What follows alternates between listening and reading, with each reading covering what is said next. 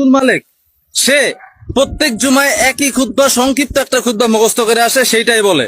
কিন্তু যে বক্তব্যটা বাংলাতে দেয় ওইটা আরবিতে বলতে পারে না, কারণ সেই যোগ্যতা তার নাই। সে আবার কওমি সম্প্রদায়ের খুব বড় পণ্ডিত।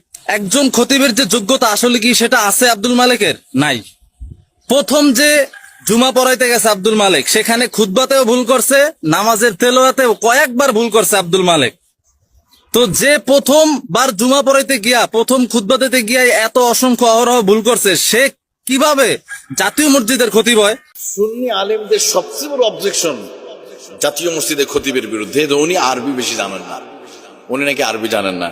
আমি জানি না ওনারা জানেন কিনা যে জাতীয় মসজিদের খতিব আব্দুল মালিক হাফিজাহুল্লাহ, ওনার একটা প্রসিদ্ধ বই আছে আল মাদখাল ইলা উলুমুল হাদিস শরীফ। এটা মিশরে একটা বই মেলা চলছিল, ওখানে আমি দেখলাম বেস্ট সেলার ছিল এই বইটা।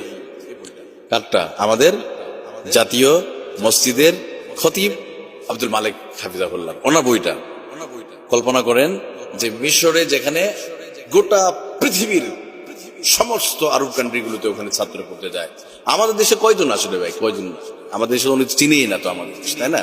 মিশরে যান না, সেখানে প্রতিযোগিতা চলছে, সেই জায়গার ভিতরে বেস্ট সেলার ওনার আরবি বইটা। এই বইটা কি খুঁজে পান না আপনারা? উনি কোথায় পড়াশোনা করেছে? বাংলাদেশে না, ওনার যান পাকিস্তান, সৌদি আরব। ওনার টিচার এক একজন, কারো নাম শুনলে মাথা নষ্ট হয়ে যাবে। আল্লামা তকি ওসমান হাফিজাহুল্লাহ, উনি এখনো বেঁচে আছে। অন্যদিকে আব্দুল ফাত্তাহ আল গুদ্দা, যার একাধিক বই গোটা পৃথিবীতে ছড়িয়ে পড়েছে।